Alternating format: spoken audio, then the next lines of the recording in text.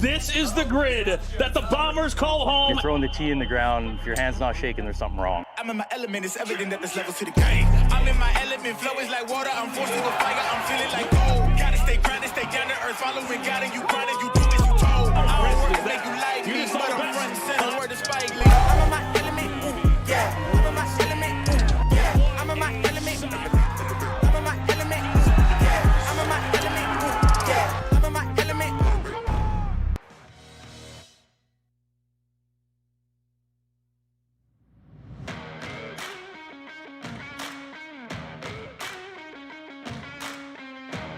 Got some big hitters coming up. If you're just joining us, I'm Alexis Belton, and we've got Bobby Bradley over here.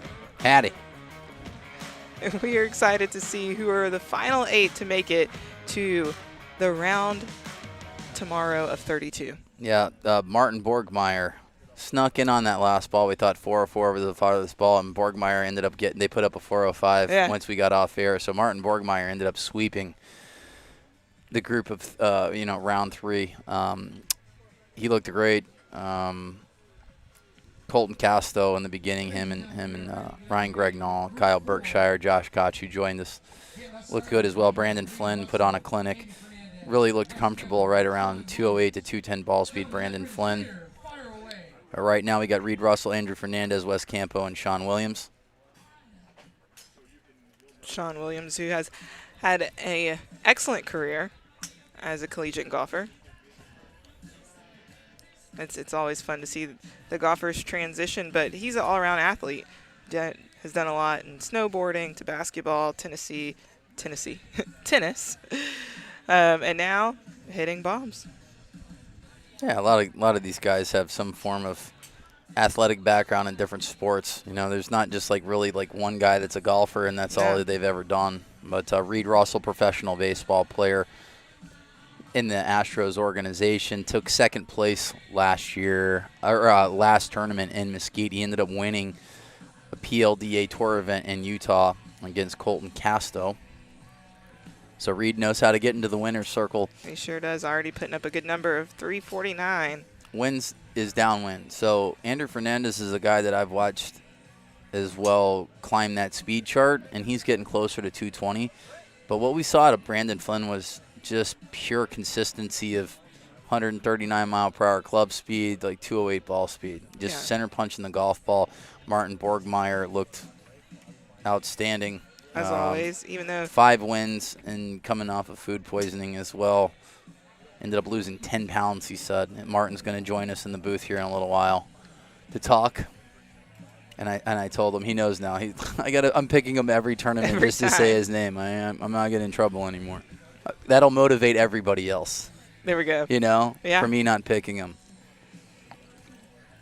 Andy Fernandez, 364. Sean Williams, 320. Wes Campo working on a number. Wes Campo knocked on the doorstep of getting an exemption to the World Championships yesterday, and unfortunately got the bubble, the poker bubble. He was the last man out. Man, so close. But there's more opportunities all throughout this year, and even if you're watching this and you're interested and want to get in, go try and find a local qualifier. Absolutely. Wes Campo came up to me right before we started this 4th group and said that I've made him a lot of money today. And I'm like, well, how much money have I made you? He goes, $500. I go, for saying what? It's not what you think it is. No. Prototypical ball flight. Oh. So now I just made him more money. a little bit more money. You're welcome, Wes. And that will close out with Reed coming in at 375. We'll be coming up next here for the next group.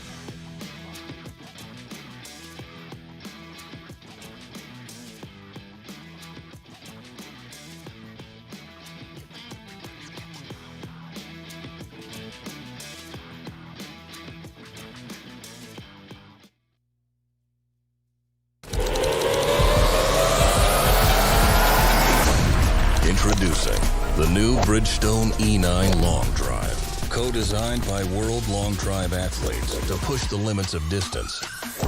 Thanks to extreme ball speed and superior aerodynamic flight. Engineered for you to hit your longest drive. Drive the new E9 Long Drive. Extreme distance for your game. Bobby Ray, do you think that your multi-sport background has helped you kind of train, and do you still train that way for long drive now? I do think that just being an athlete, being around sports, obviously helps and translates into any other sport. When it comes to my workout and my fitness, I definitely geared it a little bit differently. My workouts have traditionally been just like for aesthetic purposes, and it just so happens that that translates into hitting the ball further. So I've competed at high-level sports my whole life, but you're just embracing that adrenaline, and I miss it, and you can't replicate it. Ladies and gentlemen, we are live in Hobe Sound. We just had a profile of Bobby Ray, a very interesting character, the only man in the history of the sport to ever wear cut-off sleeves. I do have some good Bobby Ray stories here. We have the honor and privilege. The favorite to win, Martin Borgmeyer, has entered the building. Martin Borgmeyer, Marty Borgie 240. I'm Marty Borgie, almost 240. Yeah, Marty Borgie 239.3. Yeah, exactly. But 405 today. Mm-hmm. Yeah, like I said, that Great snuck hitting. in after we got off the broadcast and saw that Martin went 405. How you feeling? I'm feeling great. I mean, I didn't feel great like the last couple of days because I had a Slim Jim, and that Slim Jim didn't do very well with me. So I can recommend Slim Jim definitely to cut a little bit of mass and hydration out of your body. That wasn't great. But these boys out here, I mean, look who's hitting right now. That is so cool, this setup. Will Hogue, Bobby Ray, and a lot of others still in the field that I enjoy watching right now because I'm through, and all I can do right now from these boys is learn how to hit it better tomorrow. You looked like you were on autopilot. I mean, especially that first set. I mean, your first ball out of the blocks, I think it was 226, 227 right down the middle. Yeah, I mean, the speed's really, I didn't know what to expect because it's always a little different based on how I feel, how the adrenaline kicks in. And, well, as I was so sick the last couple of days, I didn't know really how my recovery went. But it was okay. And, yeah, it's so humid out here. That's something you guys can't really see on the screens. But it's so incredibly humid. Like, when you swing like 2-3 times out here, you're soaking wet sweating. So it's definitely different compared to Mesquite. Yeah. Well, got all the bad stuff out of your body, too. If there was anything in there, you're definitely going to sweat it out. Maybe it was a good reset. Maybe. Yeah. Bobby Maybe Ray. got you a little bit stronger, but Bobby Ray piped one down the middle there. What does your day look like after this? I'm just chilling. I mean, I'm waiting for Bobby Ray to get done here and then probably have sushi. That's pretty much the tradition, I guess. You're going to have something else that could possibly give you food poisoning? I never had any issues with sushi, Okay. but it was really, really interesting, actually. But Bobby Ray and Sam Judah, really good friends of mine, and we usually hang out after such a day. And this is just so cool to watch him hit now as you're through, right? So if you would have had me in the booth before, I probably wouldn't have talked as much as I do right now. Well, we love hearing all the things that you have to say. We got the 2022 world champ, the favorite to win, Marty Borgie. That's what you say, right? There's a lot of really good guys in the field, and I mean what I love to see, for example, is that Will Hogue is back, right? He Yes. didn't compete for such a long time. And when I got into the sport in 2018, 2019, he was up there. I think in 18 he won so many events and all of them on TV. And I made it out of there, and all of these guys felt like superstars to me. Yeah. Right? It was so cool because I saw all these guys on TV on Golf Channel, and now actually competing with them is so cool. And now as the sport, thanks to GF Sports and Entertainment, is back on the upslope. I can't wait to get these events on TV. I mean, we have this build up throughout the season. Now we're in Hobe Sound. We have a couple more spots till we make it to TV. And I see how all of this is getting better every time. So in Mesquite, it was pretty much the starting point of what we have here now. Now you guys can commentate so much better because we have all these setups here with all these screens. And everything, you can see that we progressively get better and better every time. And it's so cool. Speaking of getting better and better, talk about the last 3 weeks of ball speed. I was able to watch I watched your documentary too because I knew Martin. I know him. I feel like I have a good poke read on him. When he put up like the numbers that you couldn't see, I'm like, I was like, did he go 237, 238? And but I actually watched the 20 minutes of the documentary of you like 230 all the way up to now. Talk about those last 3 weeks. What about if we talk about that in the next break? Because right now we have Sean Johnson and Jacob Galladay battling it out. So, and these guys put up so many good numbers as well. I don't know if we've seen 230 yet. Have we seen 230 yet? Kyle went 230.2. And then Greg Nall was 229.7, I think, somewhere in there. Yeah, it's getting really close. But Sean Johnson, for example, is one of the boys that I would expect to go 230 very soon in practice because he's got such a powerful swing. I think he's got a baseball background just like yourself. And, I mean, he's got the height, right? He's really tall. He's got the power. He's got the rotation. So he's pretty much one of the next guys to go 230.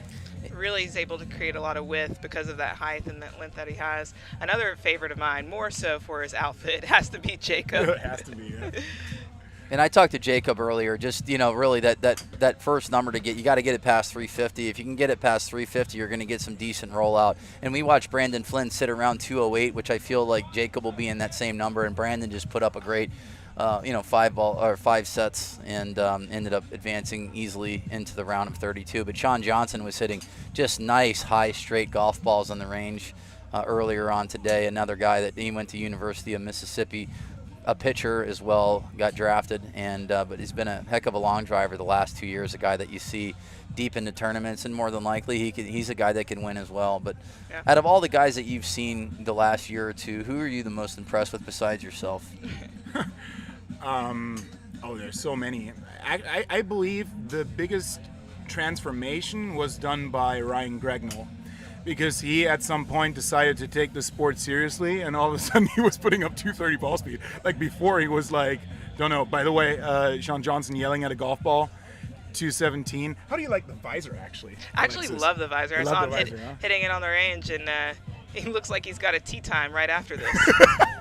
Absolutely. Possibly. But yeah, Ryan Gregnall, he's been getting so much better compared to his, let's say normal time on tour back in the days where he was like 212 to like teens, and now all of a sudden making that big of a leap, that's impressive. Yep. And the biggest portion of it is he's also putting it in playing competition. Yeah. So that it's two different things. I mean, practicing at like 230, 240 ball speed is one thing, but then when you get out here, the driving range is a different place compared to the grid. And I think everybody who's ever competed knows that it's easy to hit balls at the driving range compared to on the grid. What do you think? Oh, for sure. And one thing that I've even learned from you is that you'll practice your ball speed in a net or on a simulator, right? Because it doesn't matter where it goes. You're just trying to get that ball speed. But then you have another practice that goes out onto the range. And so now you're having to really control that club face, so you're able to bring that onto the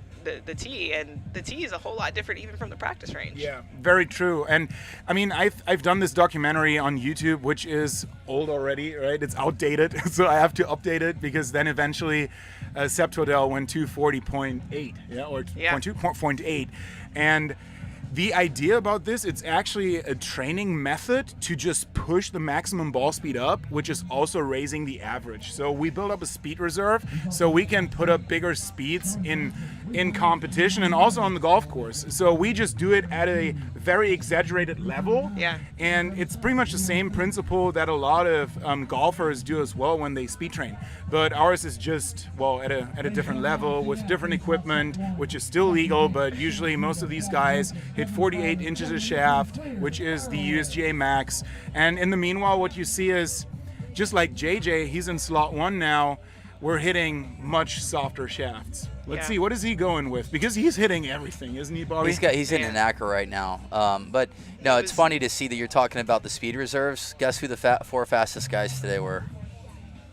You, Kyle, Greg Nall, and Sebastian Twiddell. Yeah. And then Mark Costello was lightning fast too, but just Mark was just off just a little bit. Like, his mishits aren't like these wild duck hooks or slices. He's just a little pull, little block, but he ended up getting in. So, like, the 2 surprises today are Mark Costello and obviously Seb Twiddell. And I had dinner with those guys last night, Seb, and just like I said, for us, like, sitting in the booth, I wanted to see him hit balls and play. Like, seeing you right in the beginning, just getting a nice little rhythm and start putting balls in play. Because if you put a ball in play right away, you're probably going to hit 4 or 5 in play. You go OB the first 2 or 3, and then the guys, it doesn't matter how good you are, you press just a little bit, and you get away from your game plan. But also, I mean, as soon as you have balls left and right, and you're trying to overcorrect both ways, it's tough to find the middle. Yeah. Right, because there's not much room for error when you talk like 150 plus club speed, because then every degree of face angle can be, well, OB. And talking about speed, one of the guys hitting here right now, Sam Judah in this set, and JJ are probably two of the fastest guys on the planet as well. I mean, JJ put up 230 last year at the World Championship. Now he's going 212, looking like he's just smoothing it. Smooth. But Sam Judah, right now, he went 223, 222, 2.6. So that guy, he's got a baseball background as well. He's out of Dallas. I spent a lot of time with him last year. And he just got into the whole game of long drive. And you see how much that athleticism and that swing, look, 154, those are good numbers 222. too. And consistent. 100%. And how that translates over, so that baseball swing translates over and all that power to the golf swing. How would you comment on that? Well, what I'm looking at is ball number 5 that had about 20 yards of movement that was straight. I'm curious to see if that fifth ball is in play, because if it is, that's a big ball. Justin James, 395.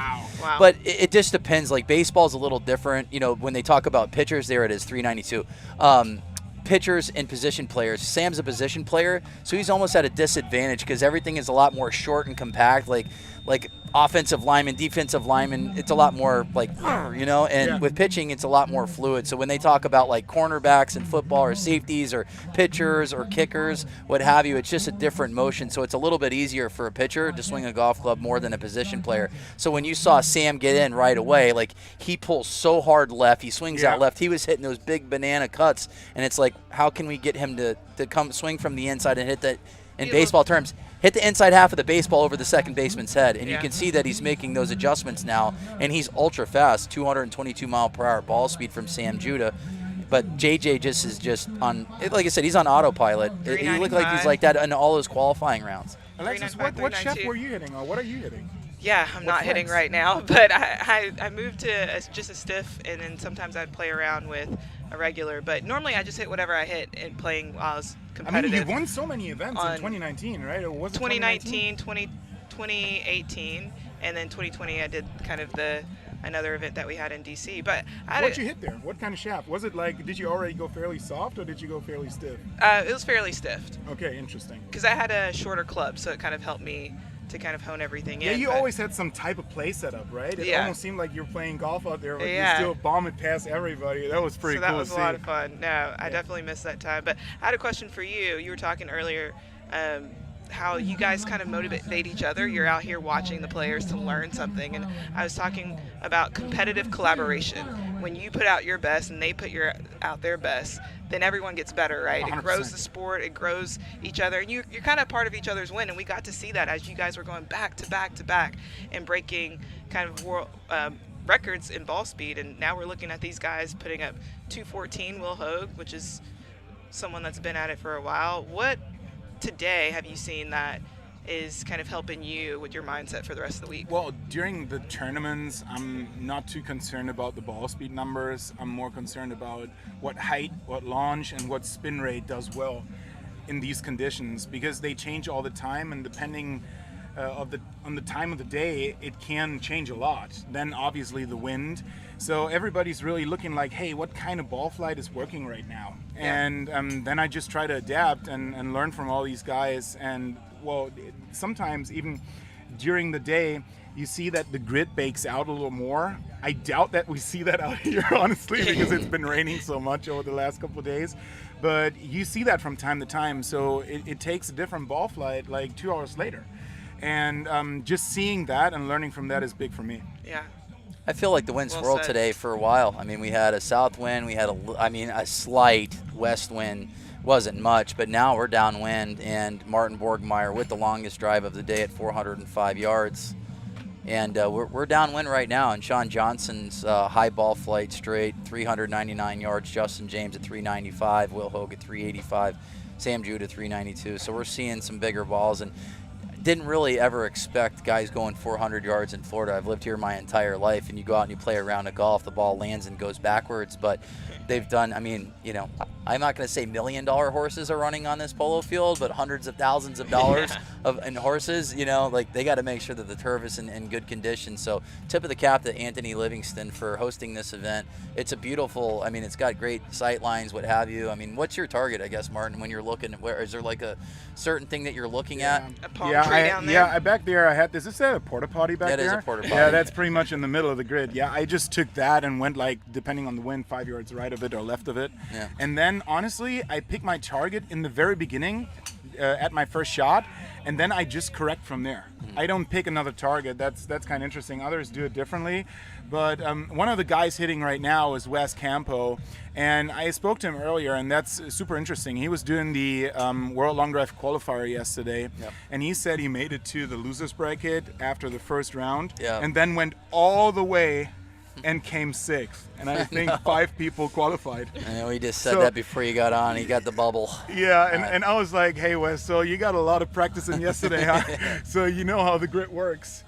So today he hit a 342, which right now is 4th.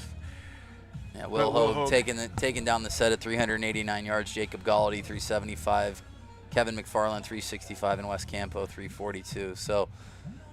But it's very interesting to hit out here in Florida because it's so different to Mesquite, and that's been the last 2 events we had, and the next one as well. Going right back there, yeah. We're going right back there, and I mean, I love that grid, but this out here is completely different. It takes a different type of flight. It's like the preparation, I feel, is completely different because it's so humid.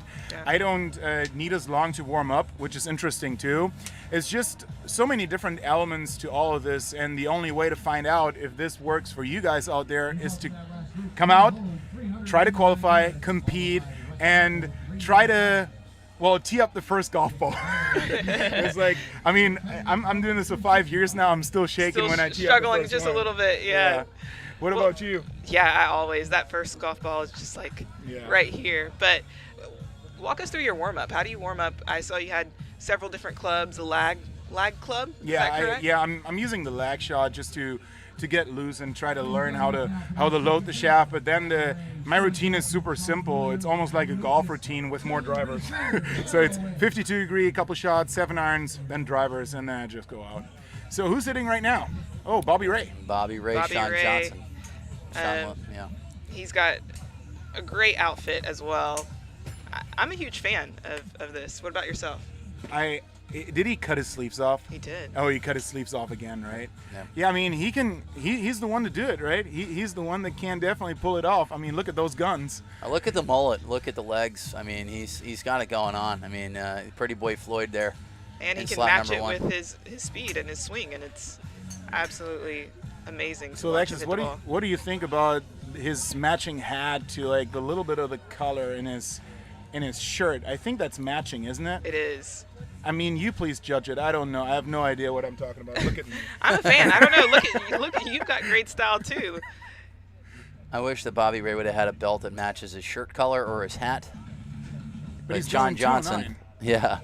Sean Johnson's in the lead at 375 right now. And you were talking about him earlier, Martin, of having such a high swing speed but powerful swing. I think it's going to be a lot with his spin to see if he can really get that ball out there. Yeah, that's what it's really about. I mean, the speed is really your entry ticket to these levels, and then the quality of competition, or the quality of your hitting is really determined by your spin rates and by your launch.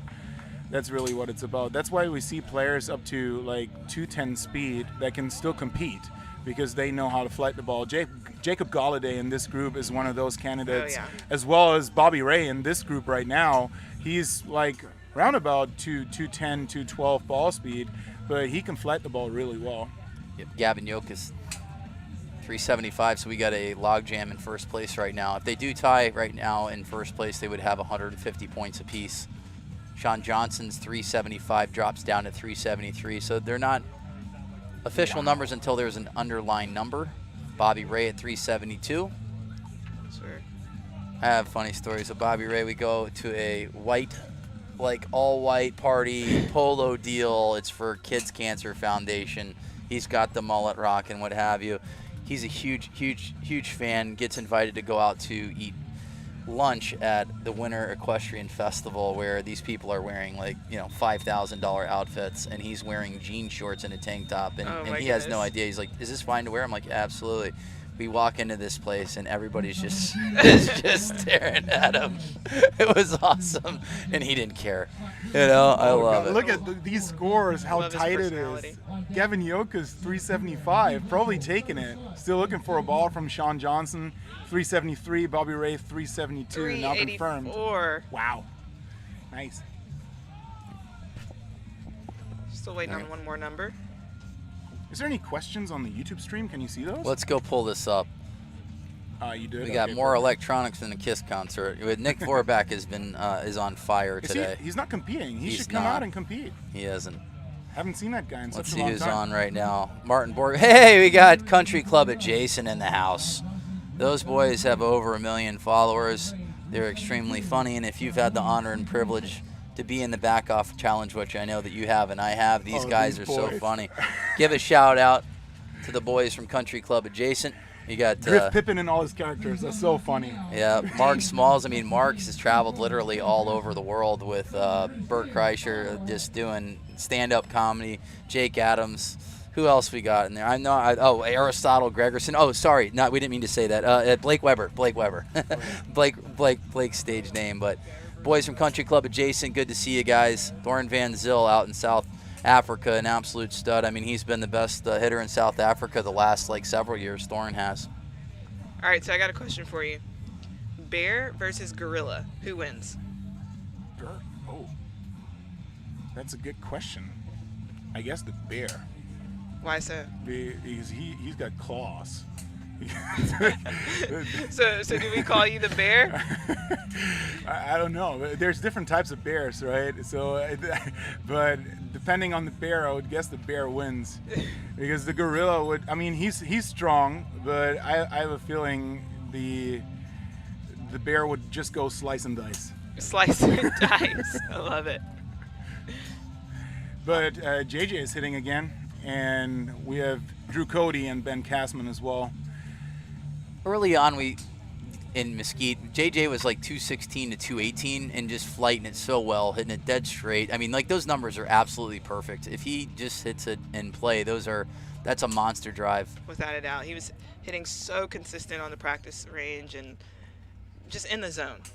And FlightScope has been very accurate, on guesstimates as far as yardages. They've been in and around a couple yards. So, that one right there from Justin James that went OB was 385 yards.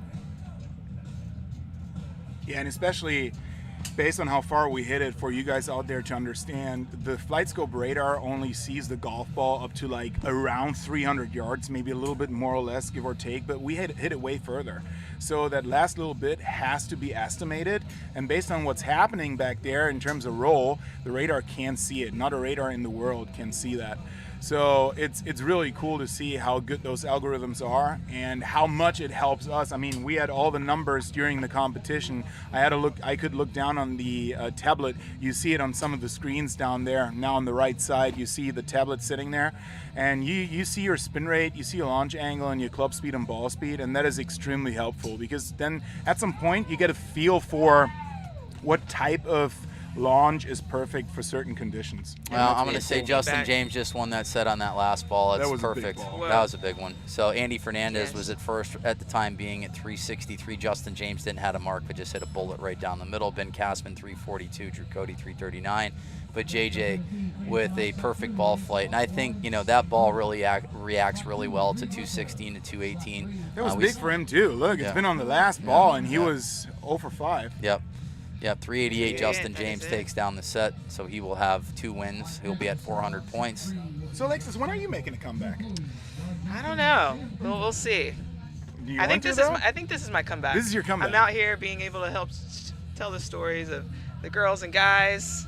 It's a lot of fun back here, talking with Bobby. I'd love to see you hit, though. That was so cool. I remember this one dress you wore. Where was that? Rochester? Yeah, I wore a lot of dresses. Right? No, really? Yeah. That was the first time and the only time I saw you in one, and I was like, wow, that's cool. That's a cool move. Are you going to pull one out? Maybe. Well, you never know. So you got in 2017. You showed your first swing. So what was your club head speed and ball speed when you first got into the sport? In 2017, oh, Yeah. when I just started, Yeah. it was like low 30s, 132, like before doing anything. Then I started working with league hogs. But for you guys out there, really, as soon as you're over 180, 185 ball speed, there's no reason not to try. Just like Sam Judah. Look at that guy. Yeah. He's 218, and he started off with one of the highest speeds I've ever seen. And he was like, in the very beginning, he was low 200s in ball speed. And then when he worked a little bit on his ball speed, he got up to 217, 219, like on his fast days. And now he's putting it in play in competition, and that's impressive. I compared Sam Judah and Seb Twiddell last year. Oh, Very yeah. similar guys, ball speed wise, and then they would take up a little room left to right. And what you've really seen with Sam Judah is that he's starting to tighten up that dispersion left to right, and he's putting up some huge numbers. I mean, he's more of like a Costello now. Costello missed a little bit today. He's one of the surprises not making it to the round of 32, but Sam Judah has improved, and he said he's a professional athlete. He's going to make adjustments. What's so interesting about Sam is, I mean, Seb Twiddell is probably twice as flexible as Sam, right? So he's really working on those mechanics right now, and that's how he's capable of hitting 240 ball speed. Sam is a little restricted because his body feels a little stiff every now and then, he's told me. But what he's doing and how he's muscling at the golf ball is very, very impressive. And at the same time, he got his launch under control. I mean, what he's doing right there at like so 220 ball speed right down the middle. He might be able to get away with it at that height because you have to carry at 350. If not, that ball goes nowhere. But he's fast enough to get it over that. He can carry it far enough with that height on the golf ball. And Reed Russell in at 391. Wow. This is going to be interesting to see if that ball stayed in for Sam. Sam's is in at low launch, low spin though, but that was a big number. Martin, as how far did as you ball get speed. into long drive? Oh, people told me to compete. That's how I did it. Like there was one event in Germany back in the days in 2017, and people basically signed me up for it because I was out driving them so much. But you never know how far you hit it until you compete with the big boys, right? It's like, how far is far? You're a local club. I mean, you never know how long is long, right? Because when you're competing with like 60-year-old guys that hit it like 240 and you outdrive them by 60 yards every time, it might seem long, but it really isn't that long, right? It depends. So all I wanted to do was try and test it out. And now I'm competing with the best in the world out here, and that is absolutely amazing. Reed Russell, 391, won the set probably. Yeah, Couple no, balls still. Sam Judah, funny enough, like if this was a roll grid, Sam Judah's fourth ball was a better ball than his fifth ball, but his fifth ball, he spun it at 3,200 and hit it really high. He ended up getting an extra 5 yards. So right now, the high launch, higher spin seems to be the ball flight for the day. Trevor Scott at 361 and Jake Hignite at 359.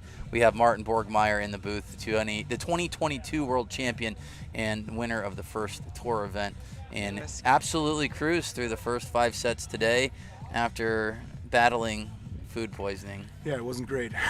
But no, yeah, I mean, I don't even want to tell the whole story about it. It was dirty for all you guys out there. no. And Josh Koch and his wife Alyssa were not happy with what I did that night, and I'm really, really sorry about it. And I guarantee you guys, I'm gonna pay for that comforter. It was not great. It was not great. clean up aisle 5. Yeah, exactly.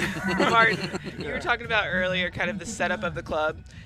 I saw you hit a couple of in play with one club, and then you would go and switch. Can you talk to me a little bit about the setup of your club and what you would recommend to those that might want to get into the sport? Yeah, so all I did was I was messing around with shafts because, I mean, doing that in practice is one thing, but how a shaft and a club setup works in competition and how you move that shaft, to me, is completely different. And I've seen that numerous times because I'm going with such a soft shaft now with a 21 high TPT that it took me half a year, like 6 months really, of practicing with it to dare to use it in competition. And oftentimes I'm just too quick in competition. I'm just, not patient enough at the top, and I gave it a long enough time to mess around with it, and today I thought was the right time to test out another one, and that's what I did. Awesome. Well, it definitely worked into your favor, and I think I've been seeing that a lot with a lot of these guys is you kind of pick up a few miles per hour out here on the grid versus anywhere else, even in practice. Oh yeah. And so waiting at the top until you really come down at it, it's all timing. Yeah, it's crazy, like the progression of the sport. Like when I got in, you were hitting like an 80 gram, 270, 280 shaft. To keep the spin low, and then we thought Kyle was crazy in Rochester when he ended up debuting the D30 plus the Long Drive Club, and now like you're using a CPM that's like 30, 40 points less than that one. You know, that's almost like a stiff shaft now as the D30. I mean, do you like the lighter setup? I mean, I do, yeah. I mean, it became a little bit of a standard on tour, I guess. So Sean Johnson, I believe, is playing the LD30 Plus as well, and it kind of became the standard to start with, and then some go a little bit softer, some go a little bit harder. For example, Sam Judah, in the very beginning I was practicing with him. I mean, that was a great ball, 221 right there. Yeah. He couldn't quite hit the very soft one because he was just too quick, and he used a little bit of a stiffer setup and also a little bit of a heavier setup because he's so strong. But yeah, it just opened up the whole conversation of utilizing the whole range of shafts. It's not the X is set for sure, and now the question is how many X's. No, we're going from a light ladies up to a 5X stiff, and whoa, that's pretty much long drive. Yeah, Sam Judah just matched you with the longest drive of the day at 5 yards. Go, Sammy boy. And launch right around 180. I mean, so this ball is starting to tell a story here, and that's the good thing about having Flight Scope here and all of this data. These guys are smart enough to make changes on the fly. I actually liked his fourth ball as well, and curious to see. It was a little bit higher than the 405 ball, but Sam is looking really good. And we talk about dispersion, it's tight. I mean, there's not much movement, and that's another thing that Flight Scope is giving us are these numbers of like the miss right or left. So there was a couple balls like I could say like, oh, that was only 15 feet or yards, whatever, you know. I just saw him hit another one at 223 with 1500 spin, launch 7. Like you would think 7 launch and 1500 spin is a little too low, but you never know out here, and you never know with Sam. So let's see what happens. I'm expecting another number there. It was on the right side though, but I'm curious to see ball number 4. He hit that one high and he hit it straight.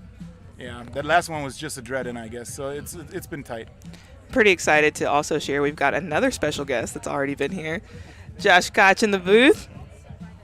Josh picked Kyle to win it today. Did he? Yeah, he did. And he's living living with with you. that.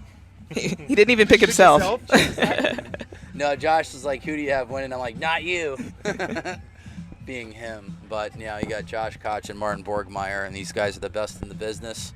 Josh, what are you seeing in this final grouping that's a little bit different than earlier this morning? It's definitely starting to dry out now. So, I think the grid's going to give up a little bit more run. Wind is a little bit more down. So he's just trying to explain why people hit it longer than him right now, huh? But Sam putting up some good numbers there, looking snappy. He looked so much better than the first event, and I know during the last quarter of last year he was struggling a little bit with a lot of stuff and also his golf swing, and it's really good to see that he's got that back under control because he did so well at the World Championship last year at his debut, and there's a lot in the tank for him. As soon as he figures out how to control the club face even better, he's dangerous every single time. So he's one of the big boys. He is hilarious. I mean, it was me, him, and Bobby Ray at dinner last night, and just poor Bobby Ray. You know, I mean, he's 6'4". Like, you guys are practically the same size, and just ripping Bobby Ray. And you see Bobby just sits there and wears it. And Sam, being a baseball guy, he's got it. He is funny. If you do not have a smile on your face around Sam Judah, there is something wrong with you, because he is absolutely hilarious, and he's putting on a good show right now. So Sam Judah, Sean Johnson, Justin James, and Reed Russell at 400. Justin James still hasn't hit his third set, nor has Reed Russell or Will Hogue, who ended up winning the first 2 sets. But the guys that you expect being there at the top are there. So who we got hitting now? JJ. How's JJ been looking today? Good. Pretty consistent. All right, so I have a question for you guys. If we put the top fastest swing speeds, all the guys that hit the top fastest swing speeds, starting right here at the tee, in a foot race to the end of the grid, who's going to win? Oh, to the end of the grid? I think I would shock some people. I think he'd come in last. How far is that back there? That's like 460 yards. I watched Martin take the 900 belt. yards. Martin took the wrong belt last year when he got announced world champion, and he was gone, flying. Yes. And I'm like, I don't gone. think he's gonna run the entire way, and you just see him stop. But like, because that is a long way, 426 yards. You probably What only was going do through your sprints. mind at that point? I don't know. I blacked out. I seriously don't know. But Joy. like all the way down that grid, I have a feeling Sepp Twaddell with his strides, he would probably take it. How far down the grid did you realize that you should probably stop and then head like back the opposite when way? I stopped. Just like the 30 yards down there. I was like, oh, I got to go all the way back too. Oh, all right. JJ is very impressive. He's another one. Like I said earlier, just a lot of respect for how he goes about his craft. Very, I think, soft-spoken, misunderstood. Yeah. I think he's a really nice guy. He's a great guy. Yeah, because he's so quiet when he's competing, but when he opens up, he's actually a real funny guy. And he's not, I mean, it's so interesting to see how different people handle the couple hours before and after competition.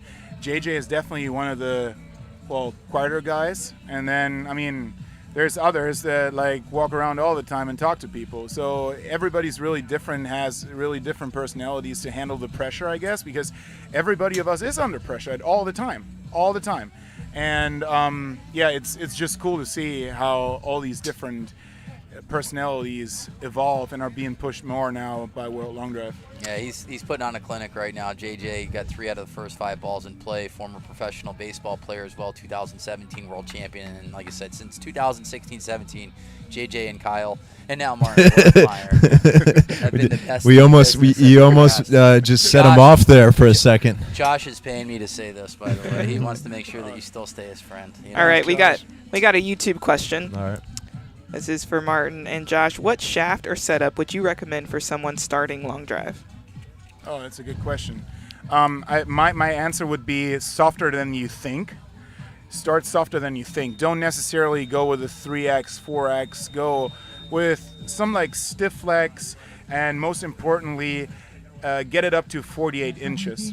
So the normal setups, the normal shafts you get out there, you probably just have to cut them just a little bit, just shave them just a little bit to get used to the longer length, because it takes some time in the very beginning to get used to the new length. It's weird. Yeah, in the very beginning, most people aren't really faster with it, but then after some time, after some hours of practice and weeks of practice with it, it gets a lot better, and then you can handle the new length. You learn how to load and unload the shaft, and then you're faster as well.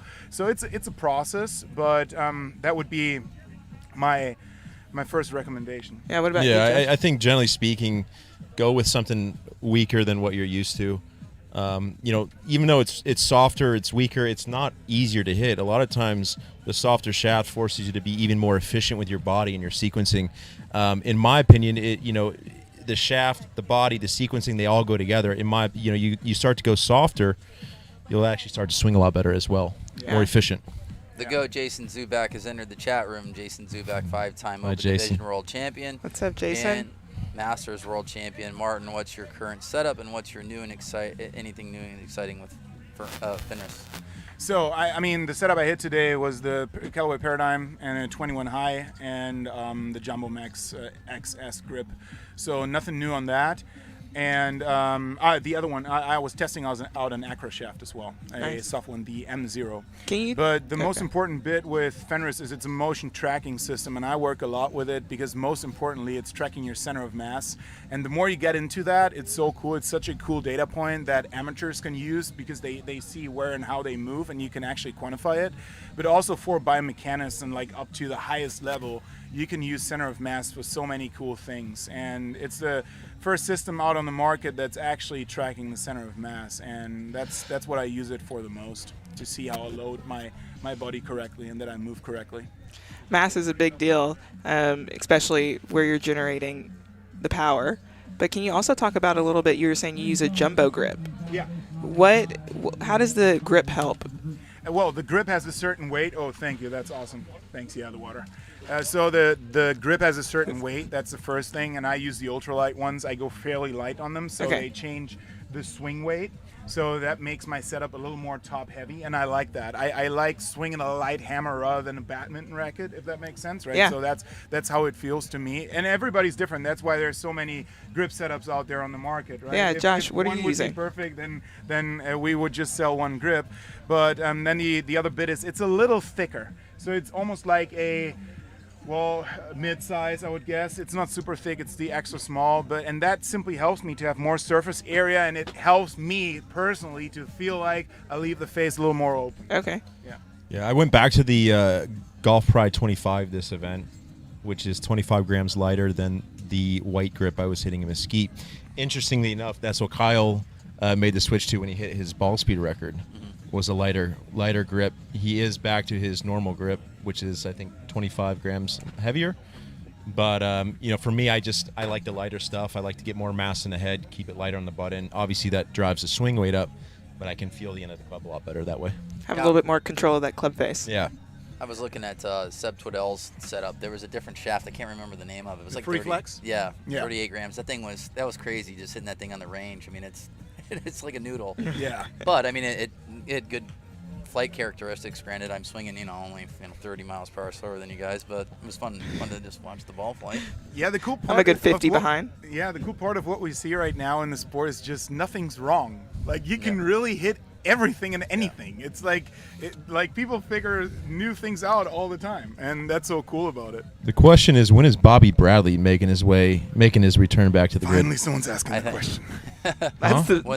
Are we going for 16 World Championship appearances this year? Hey, if there's a buy-in, I'm gonna do it. I'm gonna do it just to say I got the 16, right? I told him he should have the headset on live and I'll be do hitting it. from the grid. Hey. and calling the balls. I can do it. That would be a lot of fun. I think day 2, all I wanted to do is try to hit as many balls as I played just to get those performance bonuses. I got 2 of the 3, and I was jokingly walking up with Kyle the one set, and I'm like, what's the over-under? He beat me by 41 yards, and it was 41 and a half, and he beat me by 39 yards. It's like, what am I doing? So you here? won it technically, right? I technically won. I ended up getting, it was like $1,000 though. Bryson had 22 out of 30, and then I ended up getting the 24 out of 30, and then hit 6 balls and So played. here we go. That was kind of fun. Finally, they hit again. I feel like they had a lot of balls to clean in the grid. How's Bobby been looking today? Bobby Ray, Yeah. I mean, as far as his shirt goes, it's phenomenal. That is the 16th time we said phenomenal today. Now it's the 17th. But Wes Campo is in this group, and I can't remember exactly what he said that he was making money on me saying. Prototypical ball flight. Yes. That's what it was. So, Wes Campo, you're welcome. I just made you more money. That will pay for your Uber ride from like Orlando down. He said just an absolute nightmare getting down here. He said that he flew into Orlando. He was supposed to fly in somewhere else, and then took an Uber to Lake Worth, which is not a short drive. By the way, Bobby with a good start, 381. I mean, talk about this shirt that he's wearing. I know that we always give Bobby Ray a hard time, and let's say something really nice about him. This kid is a really good hitter. He's gotten faster. His dispersion's tight, and he really has a good ball flight and good ball speed with this golf ball. Ooh, was that a 220 or no? Okay, a 206. I give him credit. I couldn't pull that shirt off. Yeah. It's probably giving him a little bit.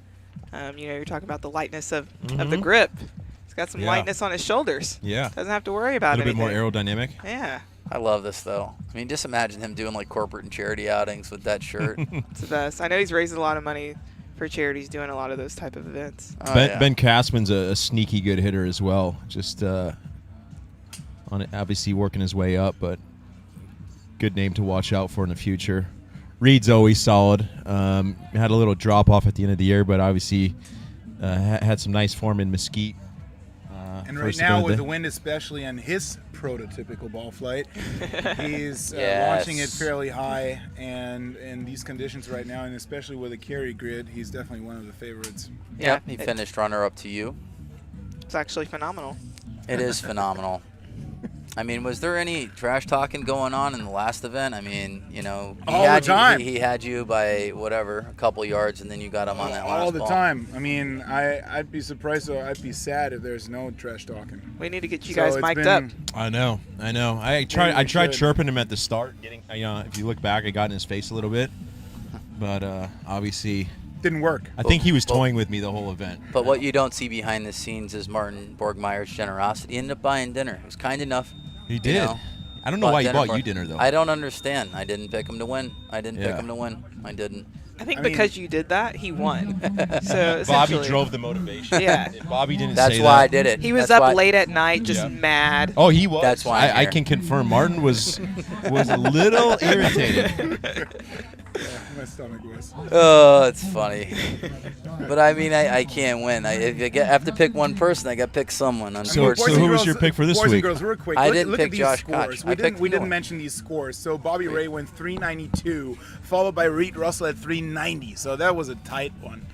So if you're watching right now, you can wear really, really tight shorts. You can wear a like a cutoff shirt and have a mullet and go 392 yards and win a set against the longest hitters. So it's done right there. Yeah. That's You're how asking you know. about Bobby all Ray. these club setups and stuff. Doesn't matter. It doesn't it's matter. all about the shirt. The shirt. And if you're looking, you can kind of see the flags are kind of going a little bit more. So we've got some downwind.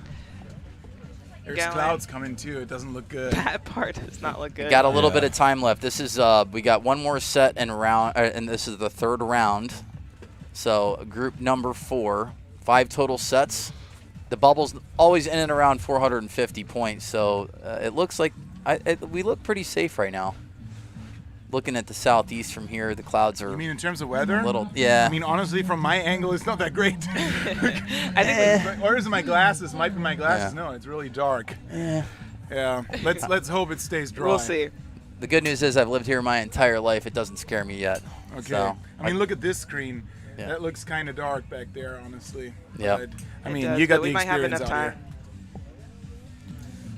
So are we? Is this right here is the actual stream setup, right? So we're going split screen on that too. That is believe so cool. Yeah, I looking at the YouTube comments as of right now, I think that they're doing the split screen. That's huge. That's I think great. I that's like that. a really, really big step. Yeah. So as I said before, like also the broadcast and everything is getting better and better and better, and we still have some time to build it up to the first couple TV events. But then also this is really a process over the next couple of years and decades, right? There's so much to come for a long drive, and we're just getting started. So for all you boys out there and girls watching right now, you're the OGs. Yeah. Yeah, we're starting to gather. This is awesome. And I think what's really fun is that there's a group for everyone. You've got the men's open division, you've got the senior division, you got the ladies and juniors and amateurs. So it's literally a place for everyone. Yeah, exactly. That is so cool. And right now, again, Will Hogue is on the bottom left, and like honestly, on that screen you see it the best with those clouds. I mean, if that's not looking dangerous, Bobby, sorry. I mean, I'm not experienced in this area, but Will Hogue is looking great on that shot. That was a good one. Yeah. 215 right down the middle, 2500 spin. 238, a little high, but that right now that's good. We're working downwind. Martin, Josh, how do you control your ball flight? If I knew. No, it's like I got a couple of things in my setup. By the way, Will Hogue 396, that one. That was a big ball. So it really depends on. I have a standard that I go with, like a benchmark in the very beginning. Let's call it the standard swing, and then I go from there depending on what the club does. I have a quick fix for a ball that goes right. I have a quick fix for a ball that goes left. But I try to keep most of the things in my swing pretty much the same. A lot is ball position. Yeah. So. For example, when I hit my ball to the right, I move my ball position just a tad more to the left. So I hit the ball a little later, the face shot's a little more. So things like that. And then I have a couple primers for the other way around. But I think it's really individual. All you got to know is how to do it and feel comfortable with it in competition, because when you're freaking out at the tee box because you're hitting it left and right, well, you can have all the quick fixes in the world, it's not going to work. Yeah. How are you doing it? Tell me all the secrets now. Well, if we knew, we'd be on the PGA Tour. Martin. Oh yeah, right. So, but PGA or Live, who are you picking? I don't know if someone offered you, I don't know if we should go there. And the comments just million. went off. If someone offered you 150, what are you doing? I plead the fifth. That's a great question. Whoa, Will Hogue in at 402. Breaking the topic here, that's perfect. 382 for Trevor Scott, Gavin Yokas, 375, and Andy Fernandez. Not yet confirmed, but also 375. I guess they're not confirmed yet because they want to check if it's a tie. or if he's longer or shorter. 7 inches. So back to your question, I like to change tee height to change my launch conditions. Another thing is, for example, I think with this grid you're going to have to spin it more. Going up and loft is one way to very quickly add more spin to the driver. Something that I'm going to be playing with just because I didn't feel like my balls were carrying far enough today. I was hitting a little bit lower, flatter ball flight, which is really good for, fast grids, but, softer grids, it turns more into a carry contest. So making those 2 adjustments will be something that I'll play with going into tomorrow. Yeah. And that's something that you really have to figure out with experience, because I remember in 2018 when I competed for the first time in the U.S., that's also been my first time in the U.S. Wow. I didn't know what to do because we had these lily pads back in the days to tee up from, right? And they were a little higher and fairly soft, and I didn't even know my tee length. So you couldn't really change it because you had to have the right tee to find the right tee height. And that's the little things that you have to figure out as you gain experience in the sport, and now it's pretty much an automatic. Yeah. But for all you guys out there that want to come out and compete, come out, because you can't really simulate something like this at a driving range or in a simulator. It's just like all the work that's been done there has to be transitioned over to the grid here, and eventually it's going to be so much fun, because it's still, that's the baseline reason I do this. I have so much fun out here, coming out, compete, have the best players in the world around you, and just hit as hard as you can. And there's no real feeling that emulates hitting a ball perfectly right down the middle when it matters. Describe what that feels like. Something you can't buy. That's so cool about it. You can't buy it. No money in the just world. Just entry fee. Nothing in the world can buy it. Yeah. You have to earn it. And that's what it's really about. That's good. Yeah. I think, too, the cool thing about competing is, in my opinion, it is the best form of speed training. You cannot simulate the amount of adrenaline that you get up on that tee box. So, everyone asks me, what should I do for speed? It's like, hey, go compete in long drive. Just go do an event. True. You'll have some fun. At the very least, you'll get a lot faster. In my opinion, that's why if you look at the crazy week we had of guys hitting ball speed records, it came off that first event where they started to get adrenaline. They started to take it up to another gear. They go back. Now they're practicing. They're at a new level, and we saw some magic happen. It'll be interesting to see if we can keep that pace up throughout the year. Oh, yeah, because the Worlds is going to be insane. Oh, yeah, I agree. And JJ's hitting again. Trevor Scott, Wes Campo, Bobby Ray, and Justin James. This is a great set. Yeah, you got Will Hogan, Justin James won the first 3 sets. They're going to be safely into tomorrow, the round of 32. 64 hitters started off the day. 32 are going to advance it tomorrow. Kind of have to like that, too. I know the first event, you made the final, the top 2 in the first round robin. You were automatically into the round of 16, which saved you 24 swings. But this, you hit 30 balls, and 48 balls. Do you like this tournament structure better, or do you like hitting a bunch, in one day? I like both. I like splitting it out over different days, but what I dislike is all the double elimination formats, because I simply didn't make the best experience with them. Right? Let's put it that way. It's the 1-year anniversary. Yeah, exactly. Very true. But I just like the very structured format of the points rounds, because you know what to expect. You know when to hit. You can prep for it, and it's just a very structured process of going through it. Yeah, Justin James is a robot right now. This dude just put on a clinic. He's got it dialed in. Look at this ball. That one had a little bit movement, but he was right at 150, 219 ball speed on the last ball, dead straight. JJ is always interesting to watch. His speeds as the year go on, he just keeps getting faster and faster. Doesn't always come out of the gate real hot, but it's fun to see, how he changes his training throughout the year and gets himself to peak at the right time. He's a gamer. He gets better as the tournament goes on too. Same thing that I saw with, we always talk about Martin, getting better and better and better. I said I feel like the change was Utah. The second round, you just turned into yourself again. I remember the first time I got to compete against you. You hit your first. We were in China, and he's screaming at the first ball, and it was hilarious. And I'm sitting there. It was like me, you, Eddie, and Elia, and everybody screaming at golf balls, and it was so much fun. And know who won that round? Remember? Did you win it? Or Yeah, I won it. I was $3.99. I was so proud because I beat you guys. We all went it was funny. Me, Eddie, and Ilya went like $3.81, and then you went $3.99. Yeah. Yeah. And right now, Justin James went $3.95, Bobby Ray $3.90, Wes Camper at $3.37, and Trevor Scott doesn't have a ball in yet, but was still waiting for 2 balls to get called back. I like these numbers of Bobby Ray, extremely consistent. You're watching a guy very similar in ball speed to Brandon Flynn, and Bobby Ray made a final 8 last event, and he's getting progressively faster, just chipping away. And I know that he touched 220 mile per hour ball speed, and we talked about that earlier. Me being a baseball guy, 220 used to be the 100 mile per hour fastball. Now 220 is like a 92 mile per hour fastball. It's amazing like how fast you guys have raised the bar, and like I said, Kyle's chipped away at 230 and then got up to 239 with you. But what do you think the fastest ball speed can be produced? Like, what do you think 250? I mean, we never thought that 240 was. Kyle said he always wanted it 240. It's a number that I know that all of you guys are going to hit probably within the next couple weeks. But do you think you can get to 250? So the question is really, is the equipment going to hold up? That's both. That's one, golf balls. Can we get a golf ball that's converting that well up there? And also, can we produce a club head that is hot enough to get it there and to not break? Yeah. That's really what it's about, because I believe the human right now, looking at Sept Waddell, it's not the issue anymore. I mean, it's like he can produce those speeds. I mean, look at his club speeds. He's already up there. Oh, yeah. So he was 165 steady.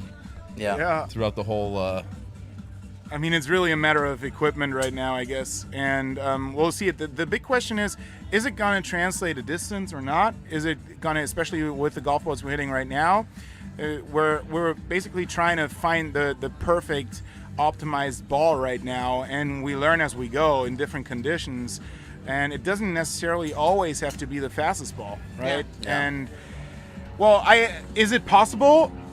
Absolutely. Is the equipment gonna be there right now? I don't know. It's definitely just a matter of time. Well, I think one of the cool things is Bridgestone's a huge sponsor of WLD, but they also are working with you guys to be able to create that ball. Yeah. And honestly, Alexis, I don't think the speed is really the big number out here. The big number is how stable is the ball flight. Just we see from Sean Johnson right now, that little cut he's hitting down the right side. That down grid, these ballistics are so much more important than the actual speed off the face. Yeah. Because speed off the face doesn't really matter when the ball's falling out of the sky. Yeah. Right. It doesn't mean a thing. So a stable ball flight that you can't control, so it's actually producing what you do at impact, that is huge to us. And controlling that in competition, that's what I want to see from a golf ball. Yeah. I like the golf ball, and you guys have to make adjustments, and I feel like you guys have put in a lot of work, after Mesquite to get prepared for this, making those changes, and Lightscope giving you guys the opportunity to see every one of your golf balls being hit definitely helps you in practice That's as well. huge, especially from a viewer standpoint at home. I love Sean Johnson's visor. It just looks so good. So good. Good hair too, tall, and he looks the part, acts the part, and plays the part. He's got a ball at 392, so big ball out there. He's leading this set right now. Andy Fernandez at 378. Jake Ignite at 372 and Kevin McFarland at 367. Justin James with 4 straight wins with 800 points. Will Hogue still has not hit as of yet, but you will see Justin James, Will Hogue, and Reed Russell 100% in with the round of 32. Bobby Ray's the only one at 450 right now with a fourth set. Sam Judas still has to hit. Sean Johnson is in the lead. That would bring him up to 600 points if he ends up taking down this set at 390 yards. So, Bobby, let's dive into the math here a little bit, huh? Who's right at the bubble? Who needs points? Who's hitting next? Because it's always so interesting what's happening down there right at the bubble, because at this point, pretty much anything can happen. Because if, for example, Sean Williams, who's down there, would go double win, he'd be in. Yeah, I mean, this is maybe just a little too early, but you got Wes Campa, who's on the bubble, that's hit 4 sets at 225. So if Andy Fernandez hits one in play, which he did, Sean Johnson just hit 400 yards. The first four so today? Yeah, Andy Fernandez is going to be at 275 points right now. let's see, Hignight's going to be at 250. So 275 is going to be the bubble currently. Andy Fernandez is going to jump in front of West Campo. And then Gavin Yokis. I mean, these guys can pretty much control their own destiny right now. Anybody that's 7th and above, I mean, minus Bobby Ray, he's at 450 points. Bobby Ray needs to hit a ball and play, but I would, those guys control their own destiny. Sean Johnson is going to be in for sure. Sam Judah needs to put a couple balls in play. What's that feeling you get when you know you have to do something where you can control your own destiny in this situation? Because I'm back here nervous, and I'm, can't even sit straight watching you guys hit. Having to make that. It's an interesting one. Yeah. Because to me, it's always different. I mean, I know personally, when I hit my ball, I most of the time take home the 200 points, so I can always make it. And most importantly, to me, it's never give up. That's really what it's about. You can always make it. And when you start your sets with that mindset, well, all you can do is, well, eventually not hit your best and go home and learn from it, and that's fine. Yeah. Right? But as long as you fought all your way through it, there is no reason to be disappointed. Yeah. I'm looking at Jacob Galladay at 200 points. He can take like a second and a win. He's going to go up against Reed Russell in the fourth set, and then he goes up against Sam Judah and Bobby Ray and even Andrew Fernandez. So yeah, Galladay is on the outside looking in right now, but I could see him. I mean, he's the type of kid that can go win-win. He hits a lot of balls in play, but he's in 12th currently. That still has another set to go. Big set for Sam Judah. Just put a ball in play right now. 372. Good start for him. Will Hogue's already in at 600 points. So that's very likely that ball for Sam that freed him up. Yep. Because he's probably going to make it to the next round tomorrow, and now he can. You just look at the longest yardage from Ben Castman's 371. So the good thing seeing this number is that Ben Castman's going to have to hit a good ball in order to pass Sam Judah at 372 yards. Look at that ball from Sam. Yep. Almost 220 right down the middle. His ball flight is money right now. I mean, that one's hugging right down the right side of the grid. That's a big ball from Sam Judah, 172 feet in the air. Very similar profile to Justin James's back in Mesquite that went like 445. Granted, we're not in Mesquite right now, but I got a feeling that's going to be a humongous golf ball. Very similar. Yeah, Will Hogue also, he's looking good at 214. I saw him put up very consistent ball speed numbers. Yeah. It looks like he's striking it very well right now. Absolutely. Sam Judah looks phenomenal. Especially there you his go, head. number 17 of the day. Hitbombs.com. Or is that .corner.com? Justine's going to come over here and ask for money. Justine running the show. $3.99 for Sam. $3.99, so close to 400. Wow. He's fast. Sam Judah. He's got the fastest downswing in the sport, in my opinion. We talked about the most improved players from last year. Isaiah Joyner being one of them. But if Sam does this, he's going to be, Yeah. The most improved. Well, he had a really good world championship. He has such a high ceiling because you really truly can't teach the type of speed that he creates. And we talked about Sam Judah and Seb Twiddell, just like, can they tighten their dispersion and put balls in play? And right now, Sam Judah's putting it on a string right now, and he's putting up some big numbers, really consistent ball speeds right at 220. Will Hogue's final will be something to watch here. That's so interesting, though, with Sam, for example, now putting up almost 156 club speed. I remember back in the days when I got into the sport in 2017-18, 150 club speed for the guys was pretty much the magic number. Yeah. Everybody wanted to get. And now there's people coming out like Sam Judah, starting like all these diamonds that start at 150, and I'm like, all right, interesting, right? Well, and it's crazy to even think the guys out there that haven't even tried it yet, right? Yeah. There could be someone who's 170 miles an hour that we don't even know about. And that's why they really need to come out and try it out It's at the same the local in the women's qualifiers. division, right? Yeah, It's same the for the same. women's. And what's interesting on the women's too is that you have some of the players just like on the PGA that could probably hang right out here with everyone else. So there's a guy named Bryson DeChambeau that was pretty good at it. What? Like that that sounds familiar. On the LPGA? No, PGA. I just said whatever. No. We got 19 hours of coverage here. I missed the L there. I apologize. But yeah, I mean, Monica Living, for example, like putting up over 180 ball speed, that's unreal. And for a long time, that's not really been seen. Wasn't, yeah. And then last couple of years, we had Kanani Lodge, who was also a unicorn, all of a sudden being so fast. Yeah. And the more people explore the sport and find out about it and get hooked because they just want to keep competing when they do. And they want to get time. faster. It's so interesting to see players like you guys that are continuing to not just keep the speed but grow the speed. I think Phyllis Meddy's another one where when does the speed slow down? It never does. Let's talk about the ladies. So what is the lady world record right now? The women's world record, I know it's by Phyllis Meddy, maybe 4:14 in Arizona. Yeah. What about club head speed, ball speed? Where's everyone Kanani sitting? Lodge, I know she went 196. 196? Yep. That's crazy. What do you feel the ceiling is for the women's?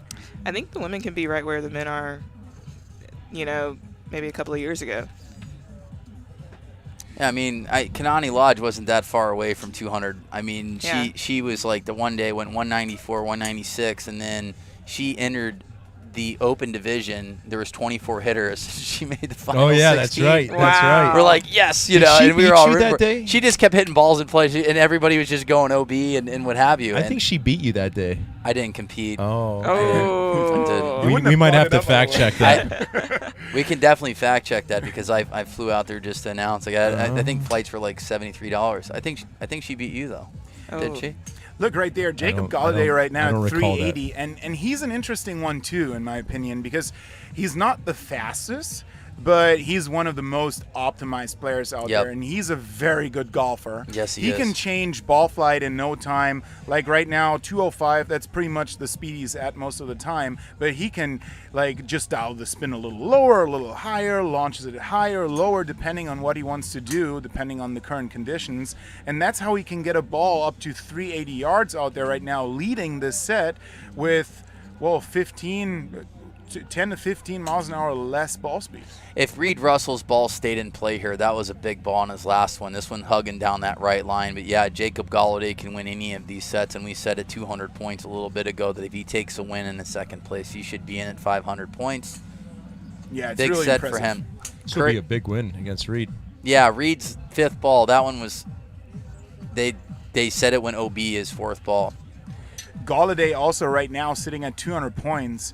So for him, those 200 points means everything. Means very much everything. Being at 400 before he's hitting his last set. So let's see what Reed's doing. On a ball. Yeah, Bobby Ray's looking good at 450. He's finished. Andy Fernandez is at 275. Reed Russell is going to go OB Jesus right. Stays alive. Jesus is going to be at 400 points. That was a big one for him. Big. Yeah. That was really big. That moves him up into seventh. Yep. So Galladay will take seventh place, so the bubble will be Gavin Yokis at 300. Or no, he'll have 325 points because he's taken 25 points in the set. Now we're looking at the final set coming up. What was the highest cutoff today? Highest and lowest cutoff? I don't remember. It was like, I think one was 500. Yeah. Really? One was 500. Yeah, the first set was 500. Yeah. Yeah, it's interesting how that happens, right? Depending on how people score, how many people go OB, it can be so different. What's your usual bubble number? Like 450-ish. 450? But we've seen 375s get in. You know, and 500s. There was a playoff last tournament at 500 points. That's pretty cool. Yeah, we have an event coming up in Germany next month on the 21st of May. We're broadcasting on Sky Sports, 4 hours of broadcast, and a lot of Americans make it over too. So that's awesome. So for you guys out there who have not signed up yet, there's a few spots left. I think there's like 3-4 spots left. It's World Long Drive sanctioned, so we're playing for ranking points as well. And we're hitting the exact same format, but only with 3 people at the tee box. So it's going to be groups of 9, but also the points format.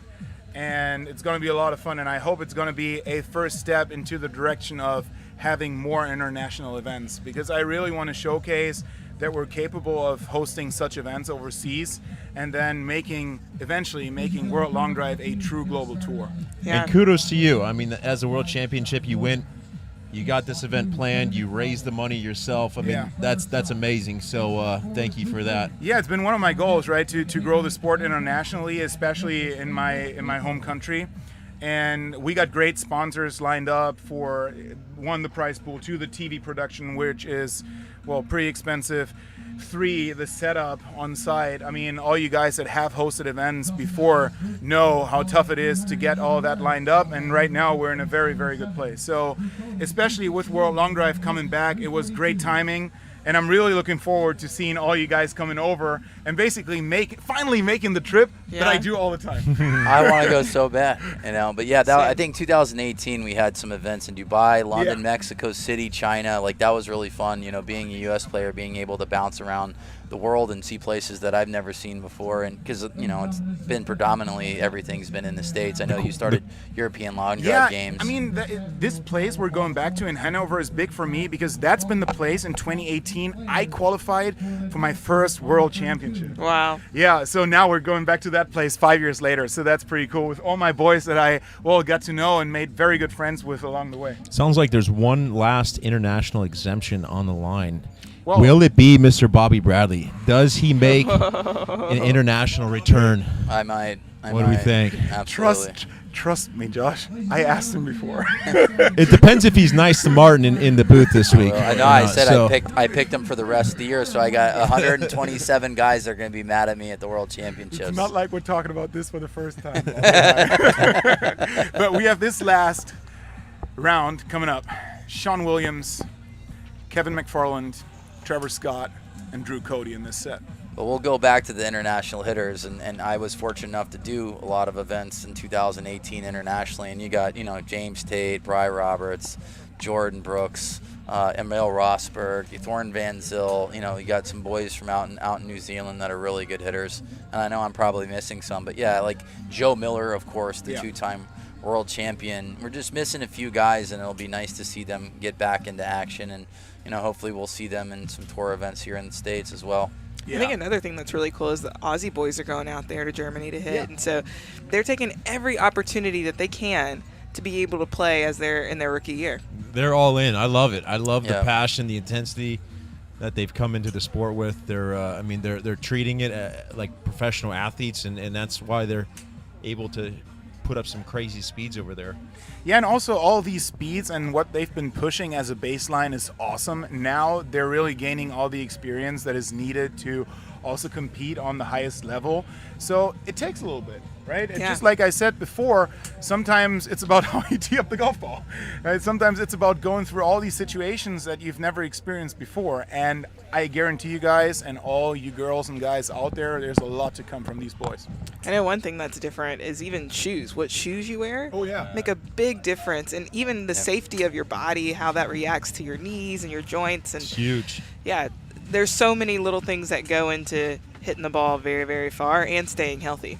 And Drew Cody right now, he's got an outside chance of getting in. If he takes down the set, he would have 350 points and put Gavin Yokas, on the bubble. So yeah, Drew Cody could have 350 points, and it's possible. Everybody just goes OB. He gets in at 350. You'd never know. Anything's possible here. It's good to see some names out, though, that we haven't heard of before. It's really important. As I mentioned earlier, field is 64 this week, giving more guys opportunity. When I got into the sport in 2019, it was really hard to get into events, and it's nice to see that the opportunities are there now. You got in 2018. You're welcome. You're welcome. That's why I know your career better than I. I remember watching. Should. I think you know most people's career better than I remember watching Josh Koch in 2018 in Memphis, hitting that little cut Johnny, as we would call it, and you knew he would be good. And it was funny enough, I got my exemption in Memphis. We remember the world ranking points getting in to these tour events. Oh boy. I could have gone OB, and you would have got into the world championships. You know that, right? Yeah, no, I didn't. No comment. I flew to Memphis. I'm like, I'm getting in. It was me, Mitch, and Trent Scruggs that got in, and you bubbled. But I could have ruined your parade there by going OB. If it wasn't for me, you wouldn't have 15 World Championship appearances. I'd have 16. You know what year that was, Josh? That was the year my wife fell in love with you. But back to the topic of the European Long Drive Games. Ninja, how are you? Well, so, we're if you guys out there we're going back to commercial. No. Okay, so you We're guys letting- out there who want to sign up for the event in Europe, it's going to be in Hanover, Germany on the 21st of May. Go to eldg.eu. eldg.eu. You can sign up. There's a few spots left. I think like 4 or so, like really few spots. Make it over. It's going to be a lot of fun. And if you really want to make that trip, reach out to me, Martin Borgmeyer, on IG or WhatsApp or whatever. Slide in those DMs. Yeah, exactly. And so, if you don't, if you're not able to play, make sure that you watch it. Yeah, 'cause exactly. It will be telecasted. And make sure that you watch tomorrow. Tomorrow we've got the Open Division going through the final, the round of the 32 to get down to 16. We also got the amateurs. oh, someone's yelling. All right, so this As is a well big as the set for senior Gavin division. Yokas. Gavin Yokas needs to take a second place. I guess technically he could take a third place right now, and he would be at 375 and knock Drew Cody out. But Gavin Yokas takes down a win, he would have 525 points. Ben Kastman is not mathematically out as well. He could take a win and he would pass Drew Cody. There we got the 380 from Gavin. That was the yell, I'm guessing. So That'd Gavin, be huge. so big ball here for Gavin. Yeah, that would put him at 525, and that's pretty much He's secure, in. He's isn't way it? in. He's way in. So Drew Cody is at 350. He is on the bubble, but Gavin Yokas currently has a ball in play, which means he would be tied with Drew Cody, but he is in the lead right now at 380 yards. He is in the lead by 44 yards currently. But we do see Jake Hignite with a 374. Oh, and he's got a 91 right there. So this is a big set for Jake Hignite, too. He wins. He's at 450. Wow, that puts Gavin Yokas back to 425. Wow. And that might be right at the bubble. I'm nervous. So Wow. this is huge because Jake Hignite would knock out Gavin Yokas. Gavin Yokas would have 425 points instead of 525. So this is a huge set here. Jake Hignite can win this set and have 450 points. He would put Jacob Galladay on the bubble. Actually, Jacob Galladay wouldn't be on the bubble. Gavin Yokas would be. And Galladay would have to put a ball in play to match Mr. Yokas.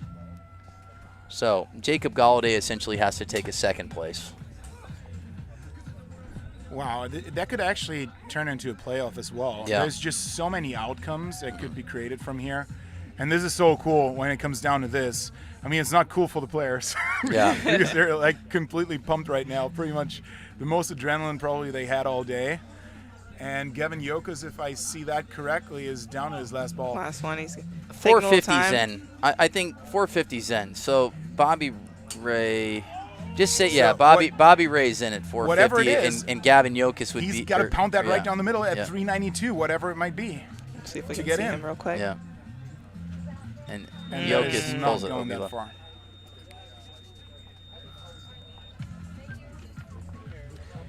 But So- let's see how it unfolds. Anything is possible. 450's in. I have done the math. I believe that Jacob Galladay has to take third or better in order to get in. So Bobby Ray at 450 is in. Jake Hignite taking the win is going to get in as well. That was a big set for him because Wes Campo can only get to 425. Well, Andy Fernandez, I take that back. Andy Fernandez at 275. He has to win the set. Who is Andy Fernandez going up against? Sham Judig, Jacob Galladay, Bobby Ray. Oh, we've got a swap of the shirts. Bobby Ray wearing Jacob Galladay's shirt. He's showing the muscles. There we go. There we go. The You know- only thing they didn't swap were the hats. They even swapped the shorts. This is hilarious. So Jacob Galladay went from the best dressed to still the best dressed. Yeah. Yeah. Who knew he had all those muscles underneath there? I've only had to swap shorts one time at a party. Yeah? It was a dare. Uh-oh. Yeah. My buddy Tommy peed his pants, and I wore his pants. Yeah, it was awesome. Thanks, Tommy, for those Ralph Lauren long pink pants. I wonder if they're going to hit like each other, too. You know what? They're both good hitters. So, Swapping swings? You know, Vegas odds, it's a pick 'em.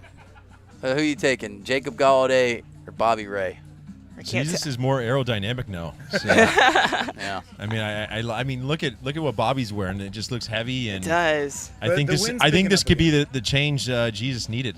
It is. This is a huge set for Andy Fernandez. He's got to win this set in order to get in, but they're going up against Sam Judah, who has looked number 18, phenomenal. He looks great. You look amazing, Bobby. There it That is, is Bobby so Ray funny, with now money. actually. That's a good look for Bobby Ray. And he's wearing a great smile. Yeah. I love it. Yeah. And also, he's doing that in this situation. I mean, he's at 400 points. I know. So there's absolutely no guarantees. It's not like he's sitting at 800 just chilling. Maybe it's what keeps him calm. But that talks to his personality. He's still relaxed. Exactly. He's going to hit balls in play, and he's probably going to hit a big drive here. Bobby Ray just has to put a ball in play to be at 475 points. Jacob Galladay needs to put a couple balls in play as well. The guy that we're keying in on currently is Andy Fernandez, because Andy Fernandez wins the set at 475. We could throw a wrench in a bunch of things right now. So, And the grid is clear. They are. all right, we have an evenly matched bout. Jacob Galladay going up against Bobby Ray. They have swapped outfits. Don't know if they've swapped underwear as of yet. We will get a confirmation after the tournament.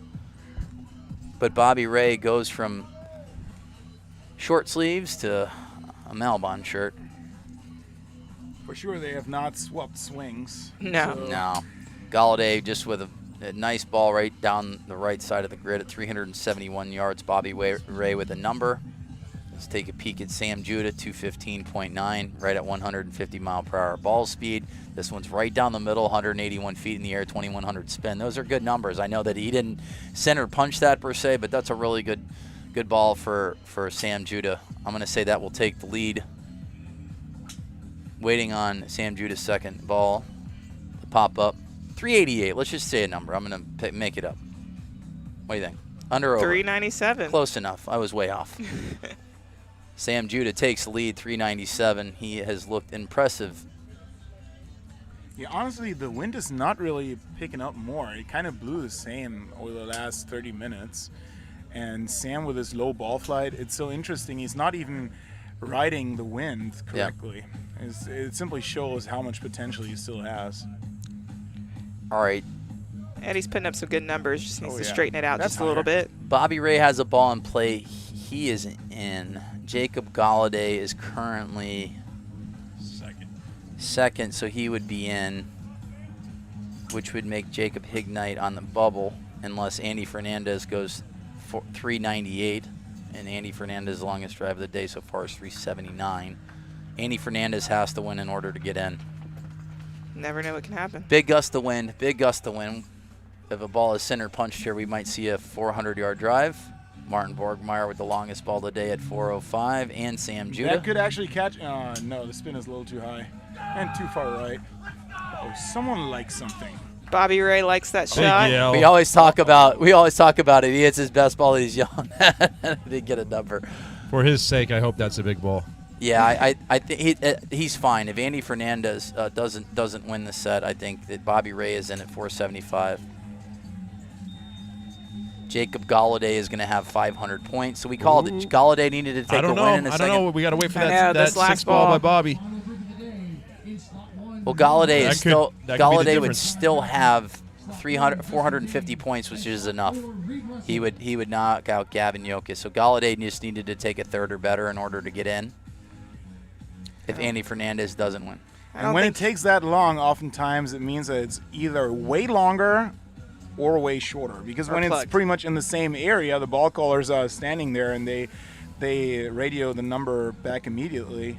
But I have a feeling that Bobby Ray ball could be way long. Way long. I'd say. Still waiting on 2 balls from Andy, though, as well. Yeah, and the thing is, too, if they're not directly behind the flight scope, the guys can move around in the box a little bit.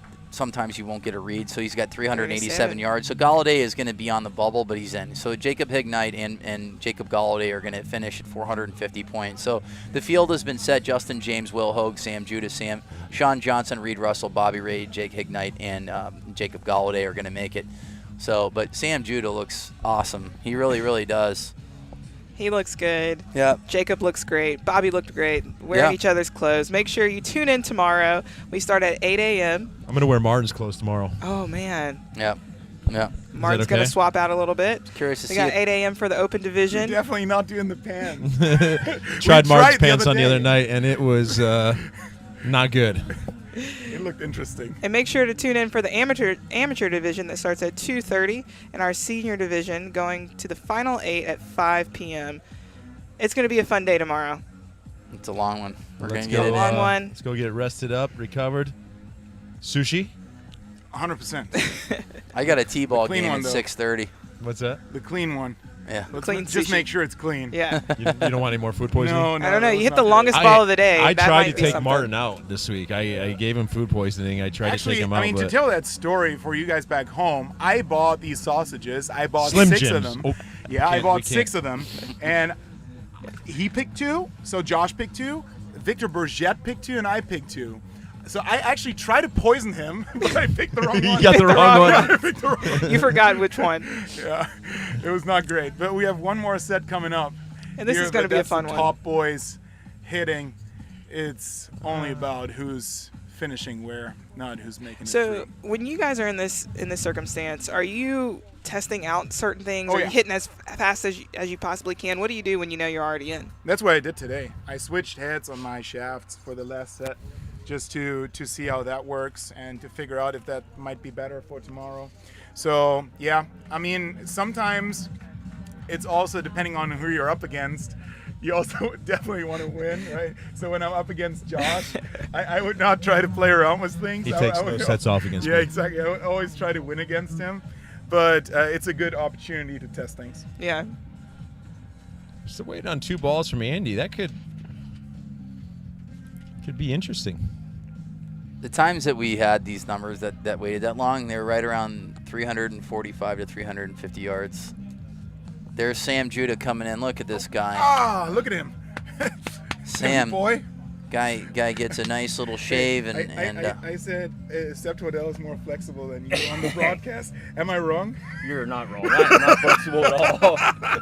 impressive. I said it's impressive how you're that fast, being that stiff. Being that stiff. I know, with 20 pounds lost. So, I mean, it's Great job, I can't- buddy. Thanks. Good. Thanks. Well done. You look like you're 117 years old out there swinging that golf club. I'm trying to act like Josh Koch. I'm going after Josh Koch's look. You know, he's 32 but looks 61.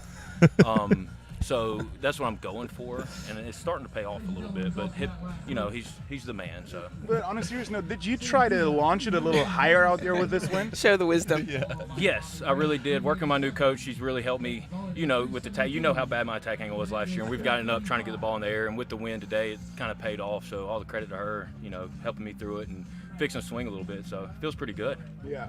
Yeah, you looked like you launched it a lot higher than your prototypical ball flight, right? Usually you're like 6 degrees a launch angle. Today you were double digits. So Really? that was great. Yeah, I saw okay. some 10s and 11s. Was speed okay? Speed was pretty good. You were It's a right little around slow. 220, a little higher. It was decent. So, I mean, I talked about your speed a bunch. You should just rewatch the stream. Let's see what these It boys was a do. little slow, Love Sam. y'all too. Love Yeah, you too, Sam Bobby. Judah, phenomenal. You didn't want to change outfits with anybody? No, I'm not gross. Great That hitting was- out there today. Yeah, no, Sam looked outstanding. Phenomenal. That's 19. It's good. Bobby Ray is in. And Jacob Galladay, they do I think that's the first time possibly that there's been a change of wardrobe from someone else's clothes. Maurice unfortunately wasn't here today, but Maurice has, had multiple outfits, for these He events. changed his own clothes, but yeah, never seen this.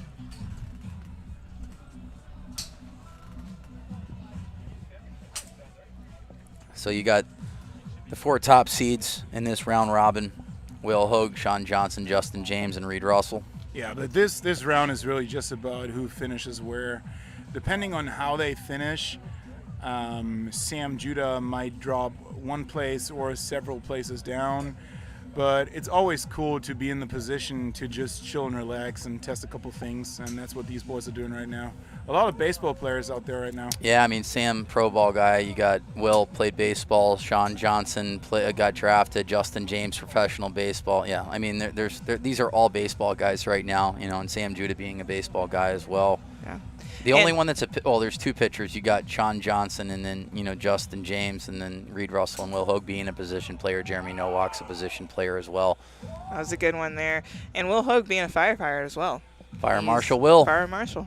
Yeah. Saving lives.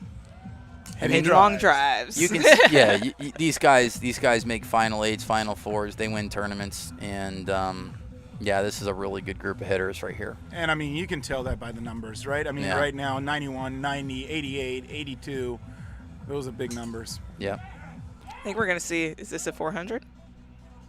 The wind isn't as much. It looks a little bit of a southeast wind now. It's more a little bit left to right.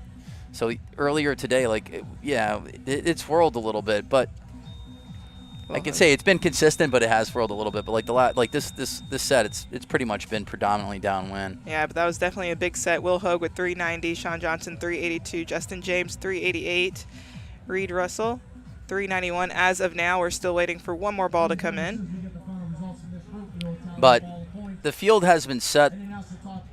There are 32 men left in this competition. Sam Judah, Justin James, Will Hogue, Sean Johnson, Reed Russell, Bobby Ray, Jake Hignite, and Jacob Galladay round off group number 4. We want to thank the 2022 world champion Martin Borgmeyer and Josh Koch for joining us in the booth. Marty Borgie 240, Mr. BurgerFi. Marty. Thank you. Good luck tomorrow. Bobby, All right. thank you. Yeah. We're out of here. All right, get Wish some you rest. the best. Make sure you eat some clean food. Yeah. And we've got a big day coming up tomorrow, but we had Absolutely. a stellar day with some long drives. Actually, Yep.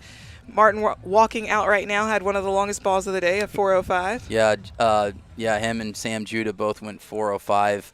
And the usual suspects are in the final 32. I said the guys that you're going to miss are Mark Costello and Seb Twiddell. They didn't make it. But there are a couple new faces that's nice to see. Jake Hignite coming in here and group number 4 making it into the round of 32. But these are the fastest guys on the planet. We're only missing a few guys here. But tip of the cap once again to GF Sports and Entertainment for acquiring World Long Drive and the PLDA. I mean, to have 64 hitters in a tour event is humongous. So the want and need is there. Everybody wants to come out, and what they're doing, their vision moving forward, having these locals on launch monitors is going to be really cool and get more people into the sport. But we'll be back tomorrow starting at 8 o'clock. We'll have the open and amateur and senior division. And, that's pretty much it for the day. Make sure you tune in, and if you're anywhere nearby, make sure you definitely come in to watch in person. Absolutely. It's gonna be a show. Just Google Grove 23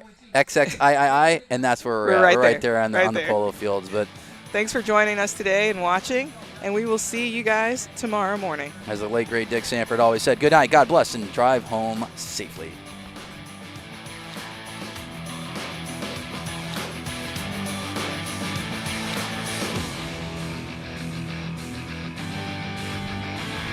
You can compete for your shot to make it to the World Long Drive Championship. With a $25 community membership, you'll get the opportunity to join a local qualifier in your area in hopes of advancing to regionals, a 10% discount on merchandise, and insider access to pre-sales and registrations in the newsletter. Join now at worldlongdrive.com.